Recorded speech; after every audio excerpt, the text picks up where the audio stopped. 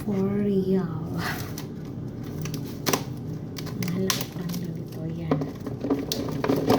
Ang liliit. Tapos ngayon ay 12:21 AM. Kailangan tapusin mo to. Maalis natin yung yung sa ulo niya, tsaka ito. Alisin natin yan. Ayan, sa gitna. Yung konti lang. Yan. Sa isa. Ganun dito. Yung okra. Inalis. Ilagay yan. Kasi nilalagay po yan sa freezer. Para pag luluto siya,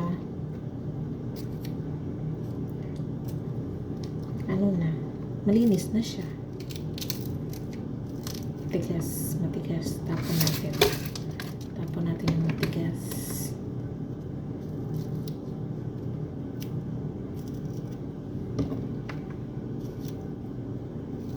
Kaya dapat bilisan para mabilis tayong matapos. Okay. Nahulog-log pa.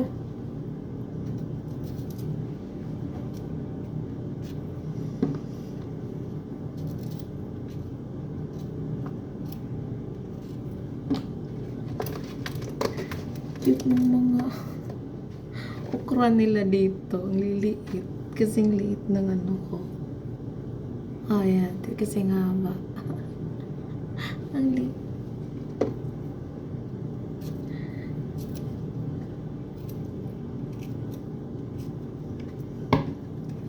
Walang disturbo sa akin yun kasi ako lang mag-isa dito sa bahay. Pag nandito yung amo kong babae, matagal ko yung matapos kasi utos yun ang utos sa akin.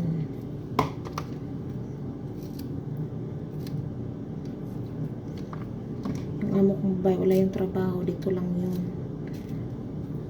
Kaya pag umaalis yun sa gabi, punta yun sa ano niya, kaibigan niya. Happy si Inday kasi nagkakakilos ako ng mag-isa. Walang nag-uutos.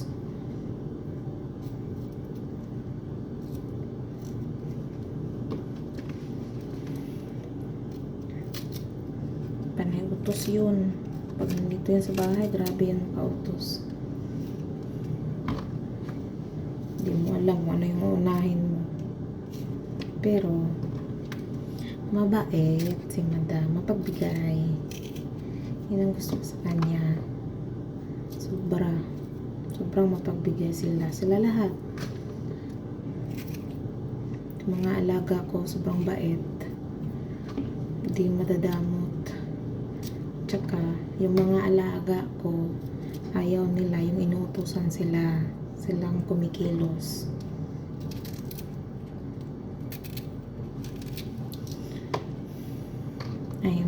Ayaw nila yung inuutosan ako. Halimbawa, tawag nito, ano lang, minsan yung alaga ko naghuhugas yan ng baso pinggan. Tapos ako matatapos nito, makabutin ako ng 1 AM. Ito, maliliit kasi. Maliliit kaya matagal tayong matapos. Medyo madami pa.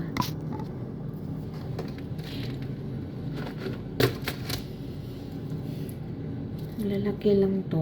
Mabilis tayong matapos.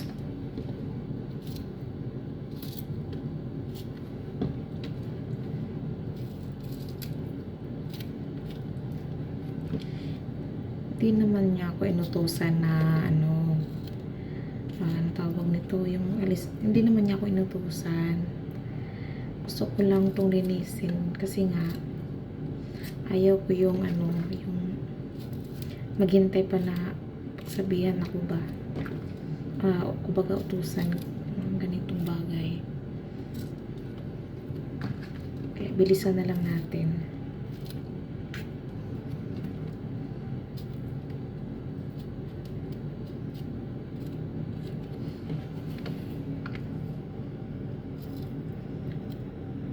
Mindset na lang. Huwag tayong maghintay na utusan pa tayo. Di ba?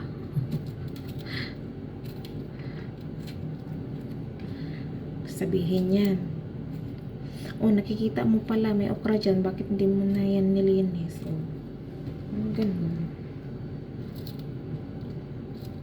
Okay, yung makikita niya na malinis na.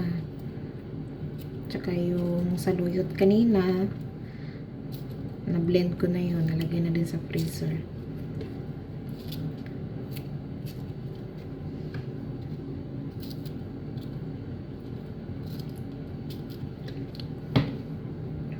Oh my God.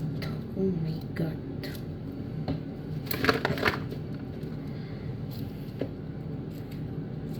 Sakit ito sa kamay.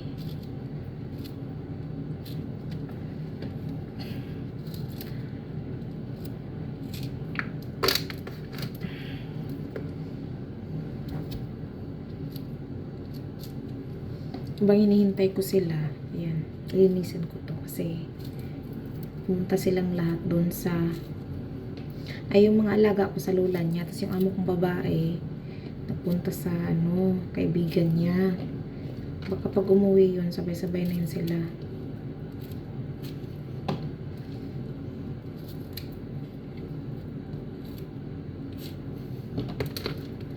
Pangit naman na aakyat na ako na pagdating nila dito, aakyat na ako. Hindi nila ako maabutan.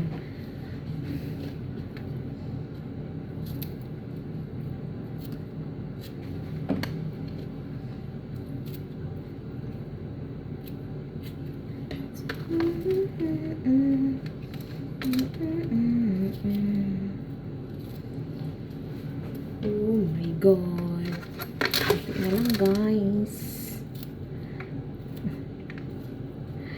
Tignan nyo naman. Alam nyo, ito yung okra kung sa atin. Kakaano lang to eh. Ang liit. Tignan mo ang liit. Sobrang liit ng okra nila dito. Ba sa atin, din natin yung kinuha kasi nasasayangan tayo kasi nga maliit. Pero na yan eh. Dito sa kanila, kinukuha nila kasi nga maliliit yung mga okra nila dito. Basta gusto nila yung maliliit. Gusto nila yung makain sila ng okra na maliit. Ayun nila yung parang haba. Minsan nga pag kahit ganyan kalaki medyo matambok, inanok pa yan, may slice pa yan sa gitna.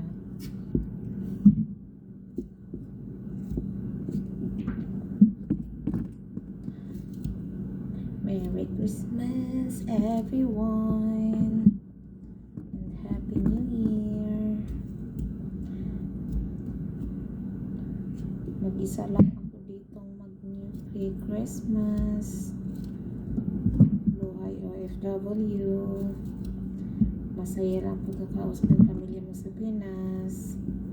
Yung sa Pinas, panay handa. Panay lechon. Kami dito nag-i-indomie, pansit canton at itlog sapat na. Okay lang yan. Importante.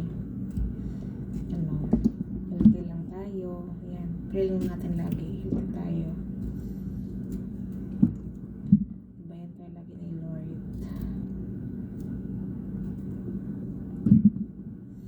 Kasi malayo tayo sa ating pamilya.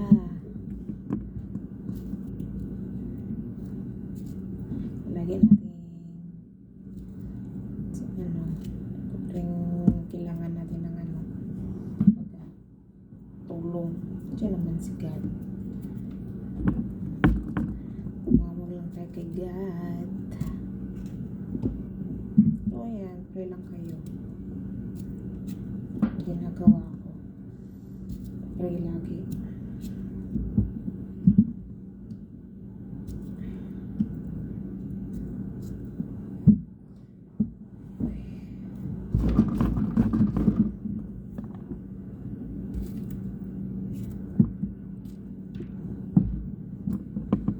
Nasanay tayo ay gabayan.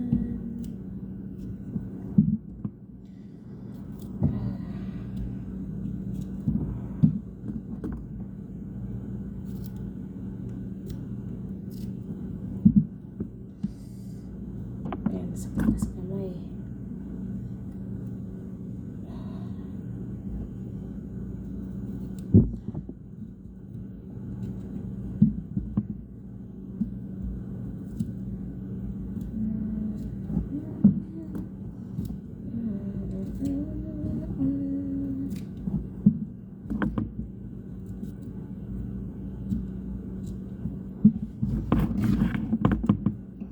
Tanong naman kayo dyan. Huwag kalimutang yung video ko. Like and share. Para masaya, para bibo. Comment naman kayo yung mga tanong niyo dyan. Sige lang, sasagutin ko yan. Comment niyo dyan sa baba.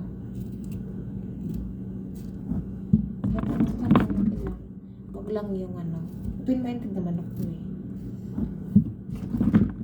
Huwag lang yung sobra na yung below the belt na tanong.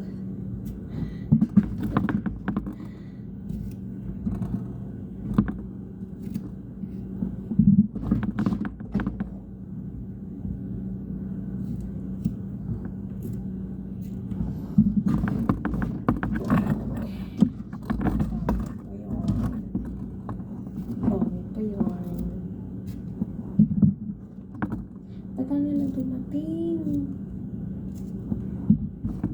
Mag-1 AM na. Oras na ba? 12:33 na. Baka on the way na yan sila. Tinanong ko alaga kung anong oras sila uwi. Sabi niya 11:30 daw. Ngayon 12:30 na. Wala pa din sila.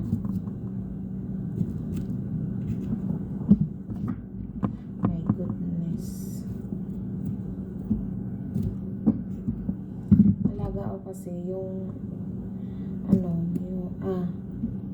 may alaga ko 6 lahat kasi may kambal, babae at saka lalaki. Yung kambal, hindi ko alam kambal pala sila nung una kong dating dito, parang hindi kasi sila magkamukha talaga. Kasi yung lalaki matangkad talaga ng lalaki, kala ko siya yung panganay. Hindi pala, 18 years old pa lang. Tapos yung sunod sa kanya, engineering. Si Jana, yun yung sobrang bait. Grabe, sobrang bait. Sasabihin niya lagi, tulog ka na. Kasi 12 na. Tapos, pagigising ako ng 10, sasabihin pa niya, ang aga mo nagising. Dapat 11 ka nagising. Hindi ba? Tapos kaninang umaga, habang naglilinis ako, hindi na kasi sila nag-uutos kahit yung breakfast nila, sila na gumagawa. Sabi niya, Carol, stop ka muna maglinis dyan. May ginawan kita ng almusal mo. Di ba ang pait? Kasi gumawa siya nagluto siya ng almusal niya, yung falafel. Masarap yun. Tapos binigyan niya ako ng biscuit. Sabi, halika na. Ayan. Nagpo ako sa paglilinis. Nagalmusal ako. Tapos bumaba yung amok ng lalaki. Nagalmusal na din. Sila, dalawa sala, nagalmusal. Baka kasi sila yung amok kasi lalaki. Alas 9, mga around 2:10 yan. Bababa na yan. Ano yan, daily routine na yan ng amo kong lalaki. Pag 10 na, dapat, pag 10, nakababa na talaga siya. Almusal na. So, ako dito lang, linis pa. Tapos, after ko maglinis niyan, dapat mga 11 or 11:30 start na ako luto niyan. Kasi maaga ang lunch namin dito. 1:30 yung lunch namin dito. Kaya okay na, parang Pinas lang din. Kaya hindi ako nagugutom dito talaga. Swerte tayo kasi okay lang, maraming trabaho. Importante, kakain tayo ng maayos, yun. Natrato tayo ng maayos ng amo natin at mga lakad natin na tayo sinasaktan.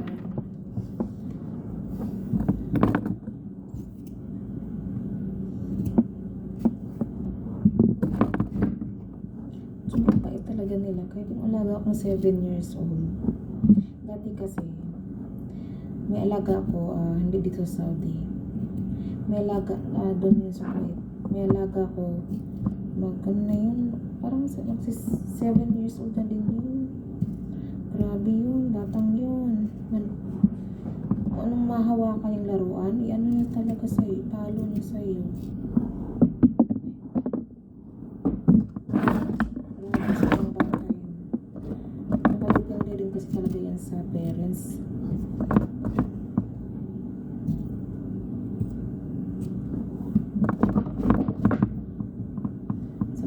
Pagpapalaki talaga yan. Kasi doon sa hinayaan lang kasi hinayaan lang talaga. Tapos pag galit na galit yung mama niya doon sa Kuwait, kinukulong mo yung alaga ng bata. Kaya yun, kinukulong sa kwarto. Kaya siguro ibang gali. Nasa nanay niya.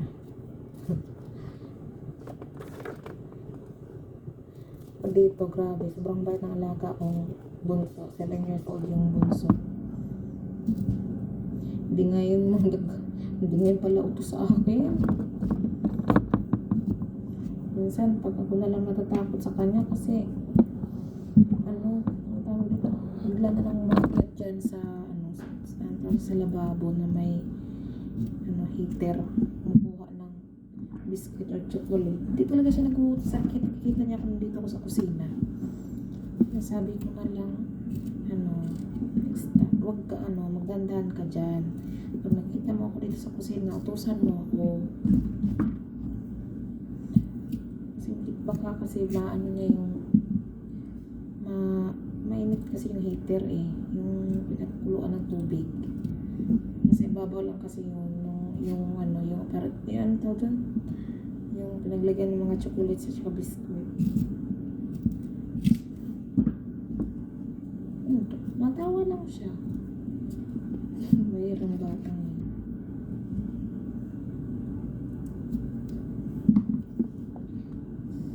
Tapos kung may kailangan siya, tapos kung gusto niya talaga or may gusto siyang kainin, sabihin niya, please, Carol.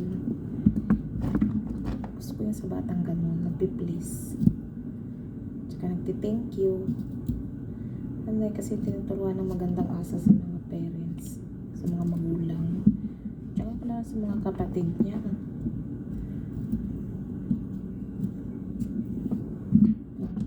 Ginawan ko ng almusal yung alam kong 7 years old, sasabihin ng ate, mag-thank you ka ha, mag-thank you kay Carol.